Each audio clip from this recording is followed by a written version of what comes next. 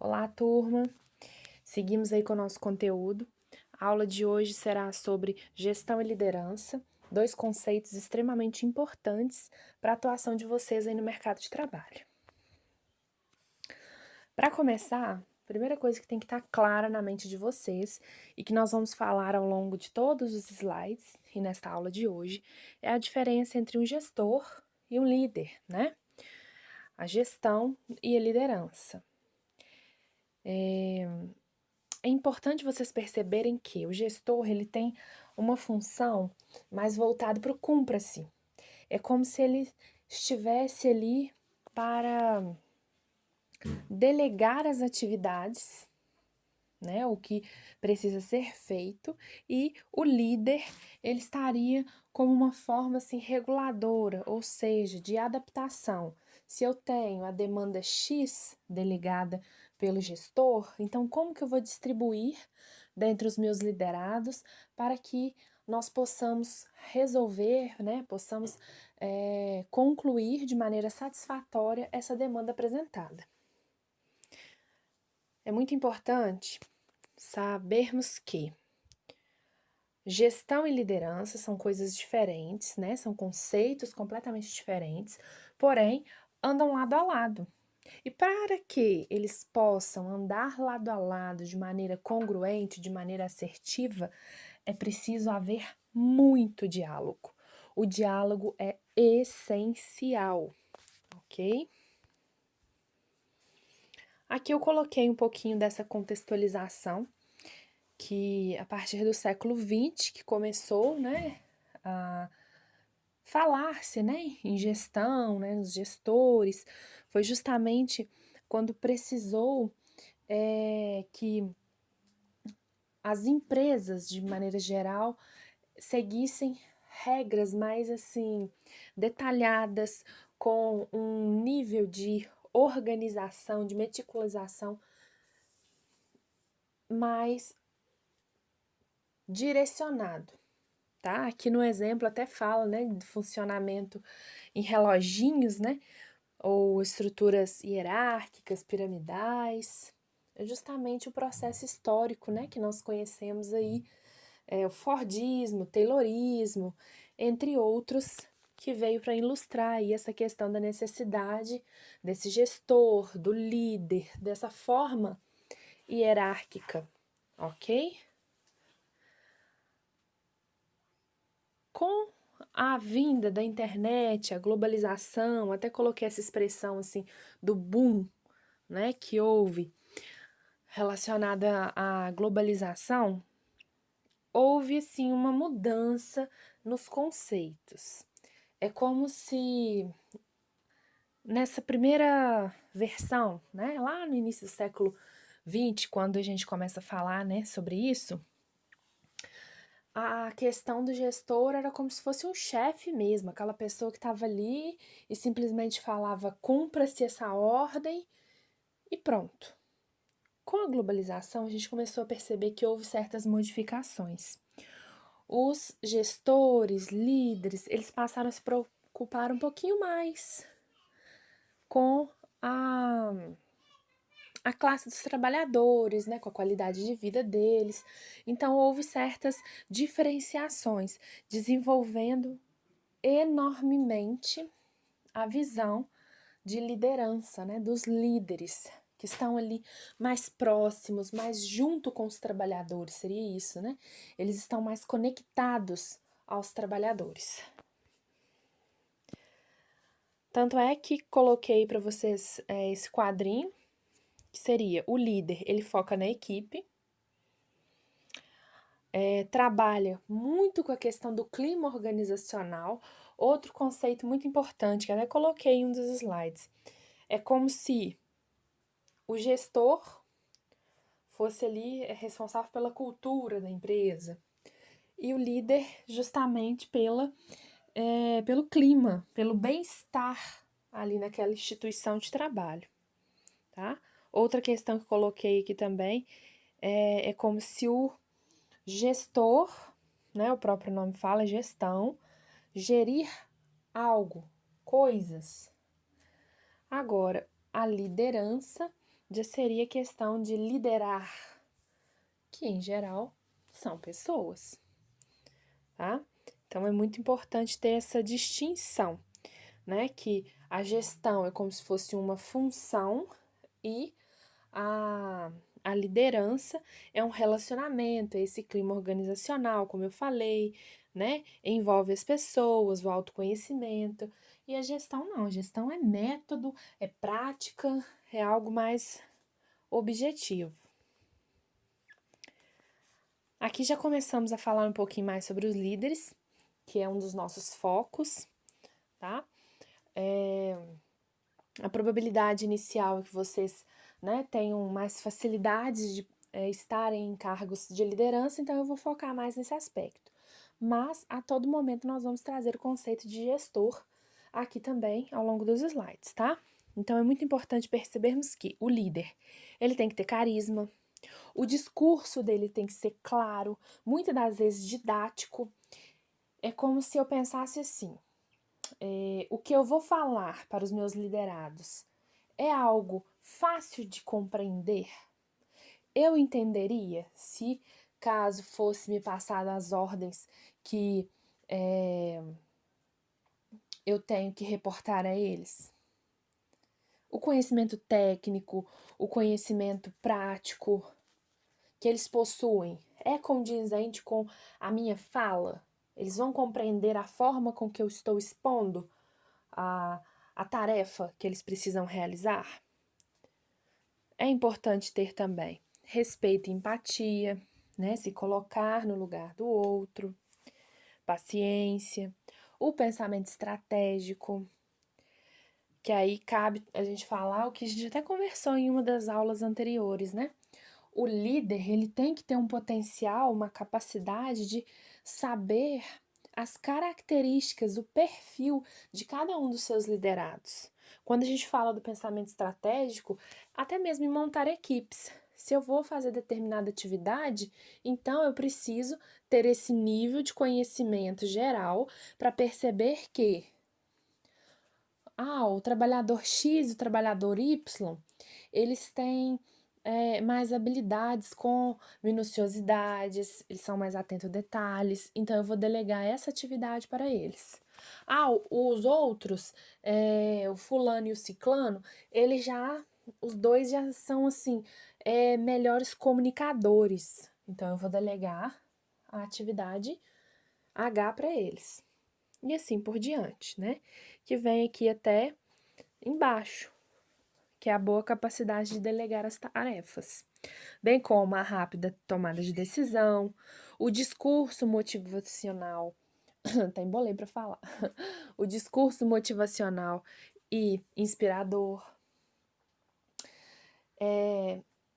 Dentre os vídeos, né, que eu encaminhei para vocês na aula, é muito importante que vocês ouçam, porque demonstra muito isso, essa questão de inspirar, de falar, de engajar, de nutrir ali dentro do trabalhador as suas potencialidades.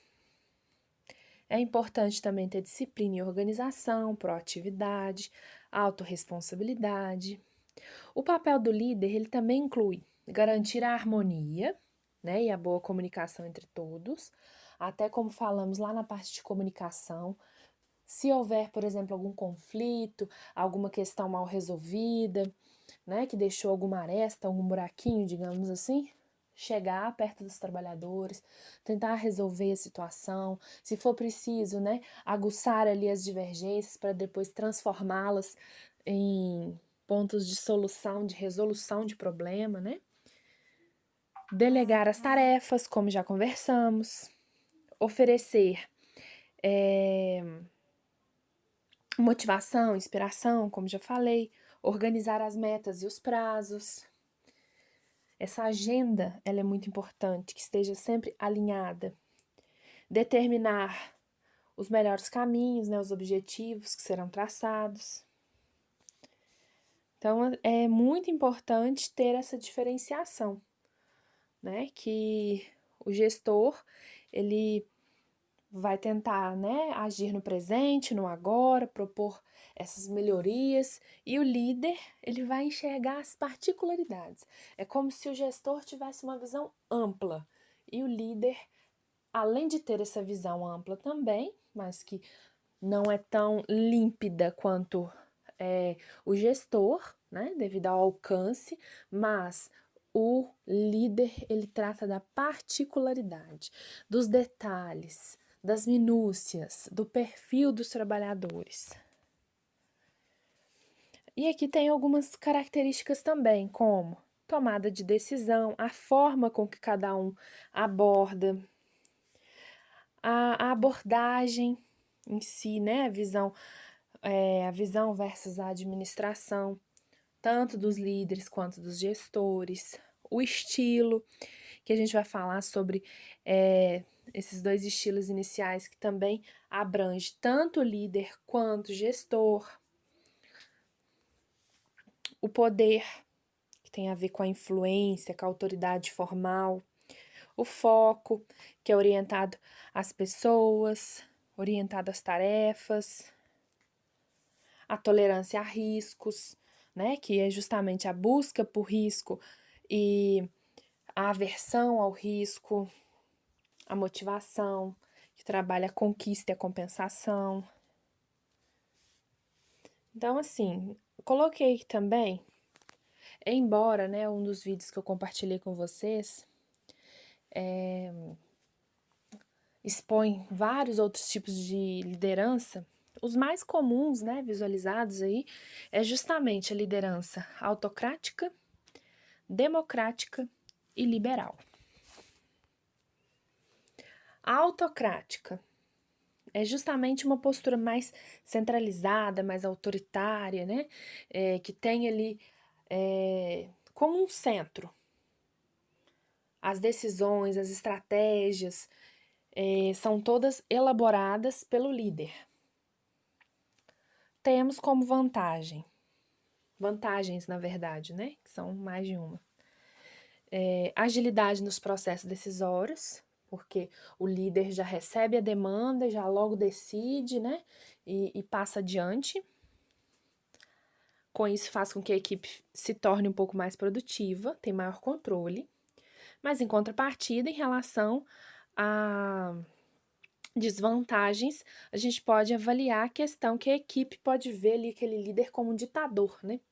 Ou seja, gerar um pouco mais de tensão, de retraimento, de estresse, né? Um certo conflito. Os liderados, muitas das vezes, eles podem se sentir desvalorizados. Então, assim, o líder, ele fica sobrecarregado também, porque ele fica ali como centro, né? Todo o poder, digamos assim, decisório fica a cargo dele. Então, na ausência do líder, a equipe tende a dar uma relaxada, tende a até ter mais conflitos, como a gente falou no slide anterior. E é mais comum a equipe apresentar frustração e desmotivação, ok? Então, aqui fala, né? Quando utilizar a liderança autocrática, perdão. É justamente em situações que exigem alto nível de controle, porque realmente esse tipo de liderança exige um controle muito afinco ali, né? A democrática. Ela faz com que, assim, os líderes democráticos sempre estejam preocupados com a satisfação, com o bem-estar, com a motivação da equipe. Então, assim, eles buscam a participação da equipe, eles são mais abertos, mais flexíveis. Como vantagens, a gente pode aí falar a interação, a satisfação e a motivação, né? São mais responsáveis e produtivos. Eles valorizam a contribuição, têm maior comprometimento, né? Porque buscam ali os trabalhadores o tempo todo para ficar ao lado deles. Como desvantagem, pode ser que os processos de decisão, né, decisórios, eles sejam um pouco mais lentos. O nível de maturidade, né, para trabalhar em equipes com liderança democrática precisa ser um pouquinho mais alta e que haja um pouco mais de experiência também, porque infelizmente tem mais propensão à perda de controle. Quando utilizar esse tipo de liderança? Funciona muito bem em equipes com uma maturidade mais elevada, como a gente destacou agora. Temos a terceira, que seria liberal. O liberal, ele é liberal mesmo. Conta ali com a autogestão da equipe. É a capacidade de cada um, todo mundo interage, todo mundo opta, né, sobre os contextos. Então, assim, a equipe liberal, quando tem, né, uma liderança liberal, ela precisa ter um nível de maturidade extremo, porque senão não funciona, não. Fica bem complicado, porque a equipe acaba, assim, se tornando uma equipe sem um direcionamento.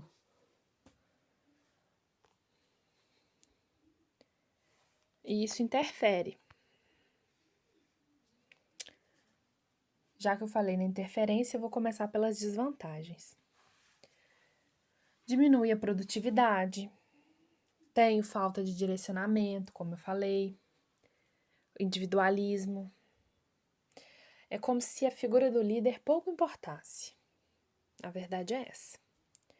Como positivo, né? Vantagem, tem essa liberdade da tomada de decisões, tem uma confiança no trabalho, né, dos liderados,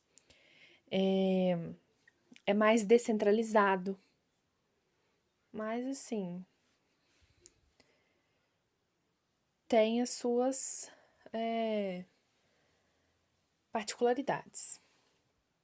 Essa liderança, ela geralmente é utilizada por profissionais especialistas, né, que possuem capacidade de trabalhar em níveis de autonomia. Vamos falar assim, uns cargos mais estratégicos. A liderança situacional é algo também que eles utilizam. Até coloquei em termos de curiosidade para vocês. As vantagens dela é a flexibilidade, a otimização do tempo do gestor e o desenvolvimento da maturidade da equipe. Como desvantagem, a gente vai observar uma falta de padronização, né? Porque é situacional, é de acordo com a situação, né? Não tem ali um padrão já estabelecido. Ocorre também uma dependência de um líder ali, né? Para delegar as atividades, para organizar, né? De maneira geral. E esse processo, assim, de desenvolvimento da equipe, ela pode ser bem arrastado, bem demorado mesmo, né? Bem longo. Geralmente, né, utiliza-se esse tipo de liderança quando realmente observa-se que a equipe já tem um nível de maturidade mais elevado, né? Que a equipe consegue a se adequar às tecnologias, né? Às inovações, que tem flexibilidade, estão bem preparados mesmo, tá? Geralmente são equipes formadas já por pessoas preparadas, ok? Até coloquei aqui uma das funções de liderança, que é coordenar as atividades do grupo, planejar, definir as políticas, ser especialista, representante externo do grupo, né? Controlar as relações internas, ser depositário. Essa aqui eu acho que é uma das mais complexas, né? Tanto das recompensas quanto das punições. Ser exemplo do grupo, símbolo para o grupo, ser substituto da responsabilidade individual. Então, assim, o líder, ele fala pelas pessoas do grupo. Então, ele fica responsável pelo que cada um faz, né? Algumas pessoas até confundem com uma figura paterna, né? Pode ser também um bode expiatório, tá? Então, tem todas essas questões. Aqui eu coloquei as referências, se caso alguém quiser acessar para ver, né, o conteúdo que eu coloquei algumas partes, né, mas se quiserem observar o conteúdo completo na íntegra, foram esses sites aí que eu acessei para fazer a nossa aula de hoje, ok? No mais, estou disponível. Qualquer coisa, só me manda mensagem.